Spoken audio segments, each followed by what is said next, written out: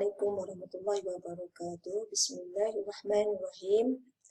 Alhamdulillahirabbil alamin wassalatu wassalamu ala asyrafil anbiya'i wal mursalin wa ala alihi washabihi ajmain.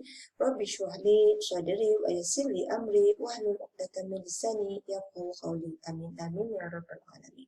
Baik, alhamdulillah bertemu lagi kita pada hari ini untuk pembelajaran Jawi tahun 6.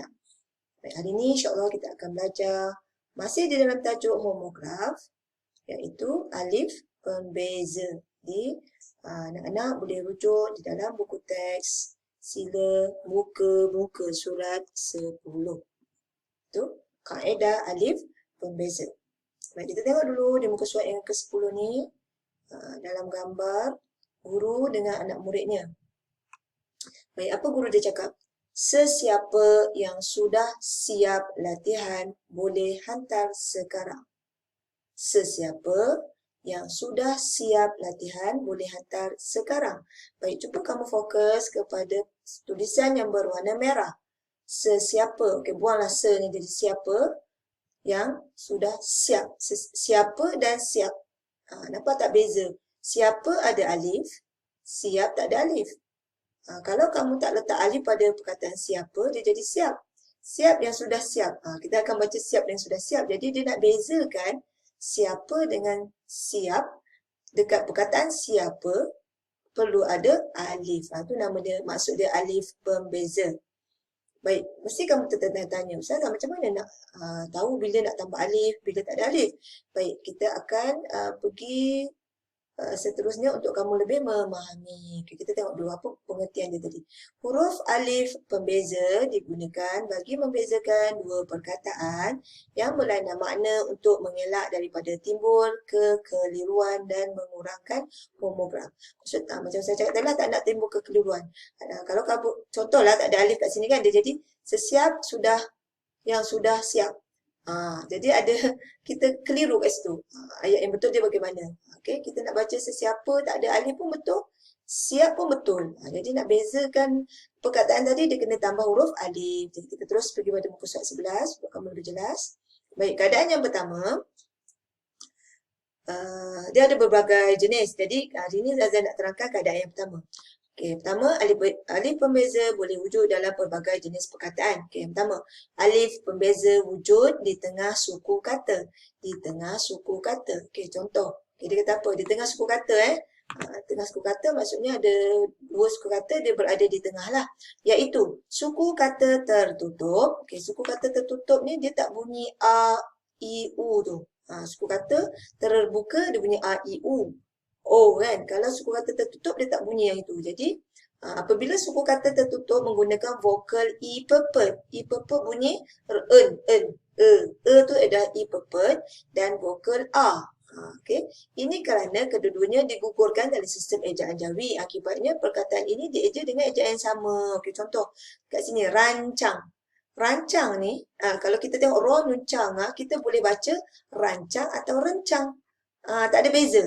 Tetapi dalam huruf Jawi, dia nak buat perbezaan, ada perbezaan ejaan, maka dia kena tambah salah satu, dia kena tambah huruf alif. Jadi yang mana satu kita nak tambah huruf alif? Rancang ke rencang?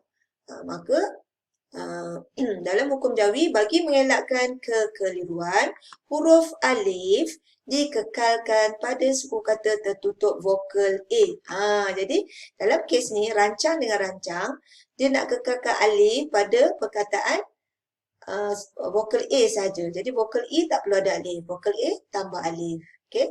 Jadi dia akan jadi macam ni lah. Okey, bagi perkataan rancang tambah alif. Bagi rencang digugurkan alifnya. Faham kelas? Baik, kita akan tengok misal seterusnya. Okey, misal seterusnya ada pada muka surat 12. Okey. Muka surat 12. Okey. Untuk kamu lebih jelas, Ustazah nak terangkan kat sini. Kamu boleh tengok kat whiteboard Ustazah. Okay? Contoh tadi.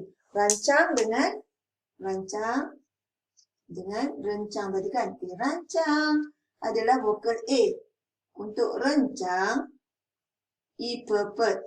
Ini Ustazah gariskan. Ini adalah vokal A, rancang. Ini vokal I pepet, rencang. Jadi belakang ni sama kan. Jadi untuk rancang, Untuk membezakan ejaan rancang dengan rancang, maka ejaan rancang kita kekalkan alif. Sebenarnya dua-dua tak ada alif. Dia akan jadi macam ni. Dua-dua tak ada alif. Dua-dua boleh dieja sama. Okey. Tapi disebabkan nak bezakan kedua-dua ejaan rancang dengan rencang ni, maka dekat vokal A kita tambahkan huruf, mesti tambah huruf alif. Jadi bezalah rancang dengan rencang. Rencang tak perlu letak alif, gugurkan, buang. Kalau ada alif kat sini kita buang. Buangkan. Untuk rancang, sebab dia vokal A kita kekalkan alif. Jadi untuk yang ni kita buang, tak perlu letak alif. Dapatlah bezakan rancang dengan rencang. Faham ya? Okay, baik, itu misal yang pertama. Okay, dalam buku teks kamu, kadang-kadang, minta maaf ya, whiteboard saya agak kotor sebab maklum dah banyak kali tulis. Okay. Baik. Okay. Dalam misal dalam buku teks kamu, okay, kampung. Okay, perkataan yang pertama, kampung. Okay, perhatikan dia nak bezakan dengan vokal terbuka tertutup A dengan I pepet, kempung. Saya jatuh ke atas sikit. Sangat kan? Okay, kempung. Okay, perkataan kampung dengan kempung. Okay, perkataan kampung, vokal A tertutup, kam.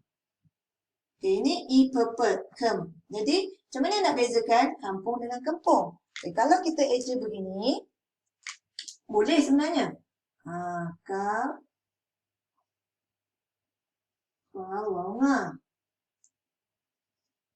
Kampung atau kempung pun macam tu juga.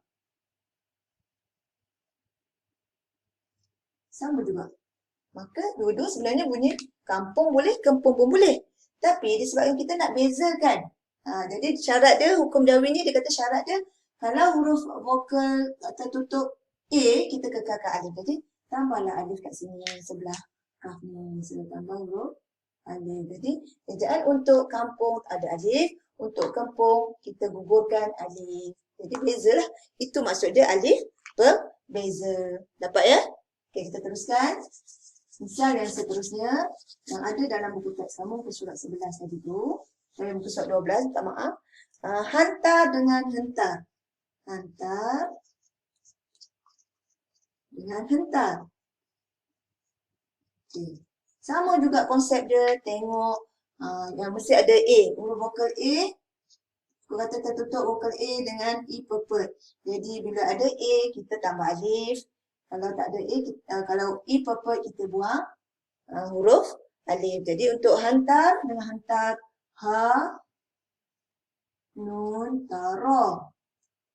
Okay. Perkataan dasar dia begini Jadi nak bezakan hantar dengan hantar, ingat vokal A, aku kata tertutup vokal A, kita kekalkan huruf alif.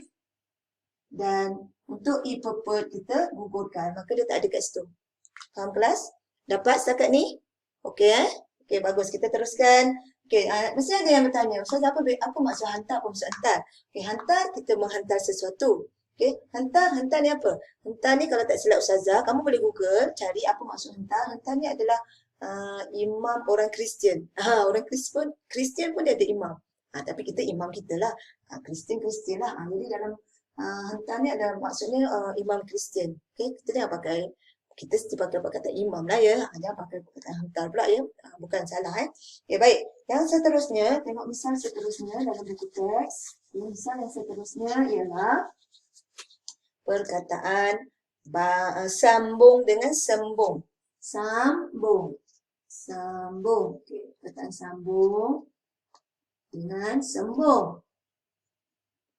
Okay. Sama juga, kamu tengok, untuk sambung, vokal tertutup A. Vokal tertutup A, yang ni I pepet. Jadi, untuk ejaannya, kalau sambung, kalau ikut ejaan dua-dua boleh.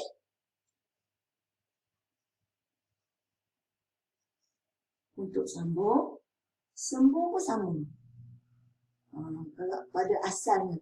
Tetapi sebab kita nak bezakan tadi, vokal A tertutup dengan E purple, maka dekat sambung kita kekalkan huruf alif. Dekat sembung tak perlu letak huruf alif. Okey, itu misal yang seterusnya.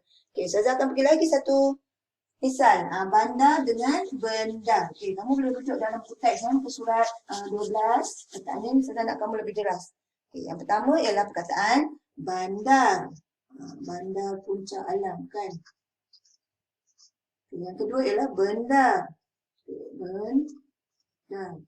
Okay, untuk bandar sama juga ada vokal A, suku kata tertutup vokal A dan huruf E purple. Jadi untuk yang ada A kita kekalkan, jadi maka ejaannya akan menjadi benda pun.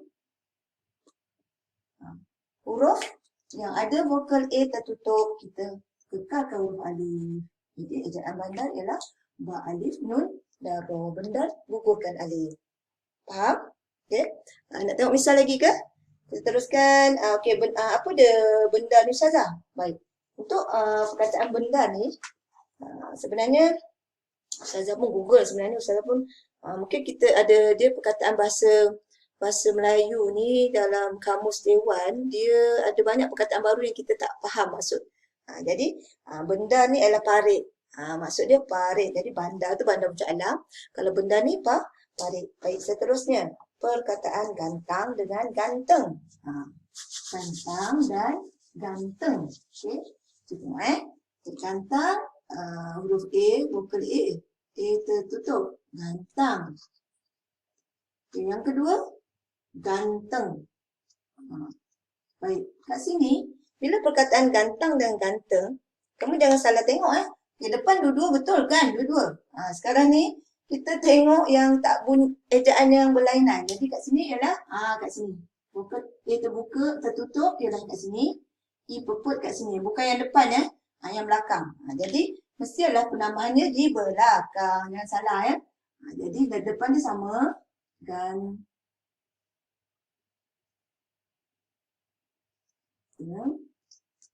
ataupun ganteng.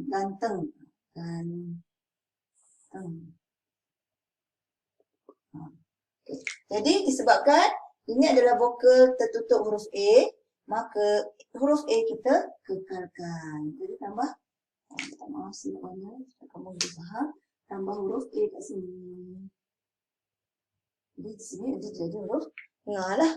Nga yang terasing lah. Nampak beza dia dekat sini.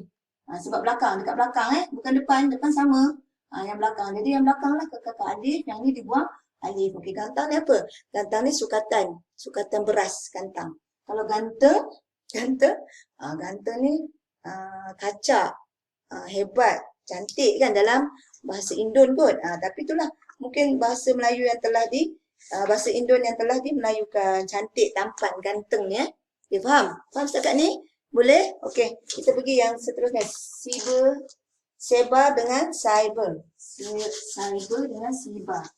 Seba. Siba. Saya pun dah cakap tak betul. Seba. Jelas saya bagi seba dengan cyber. Okey, kita tengok yang kat belakang ni lah. Kita tengok belakang. Ba dengan ber. Jadi A dengan E purple. A, suku kata A dan E purple. Jadi ejaan yang betul ialah kalau sebabkan belakang dia ada A, jadi kita jadi seba tu. Sin ya, ba, alif ro. Tambah alif. Kalau cyber, buang alif. Sin ya, ba, ro. Macam tu. Faham? Okey, boleh dapat? Okey, saya rasa jelas di situ penggunaan alif pembeza dalam penggunaan homograf alif pembeza. InsyaAllah di kelas akan datang kita akan sambung lagi keadaan yang lain bagi alif pembeza. Untuk kali ini itu saja. InsyaAllah bertemu kita pada minggu akan datang. Wabillahi taufiq wa hidayah. Wassalamualaikum warahmatullahi wabarakatuh.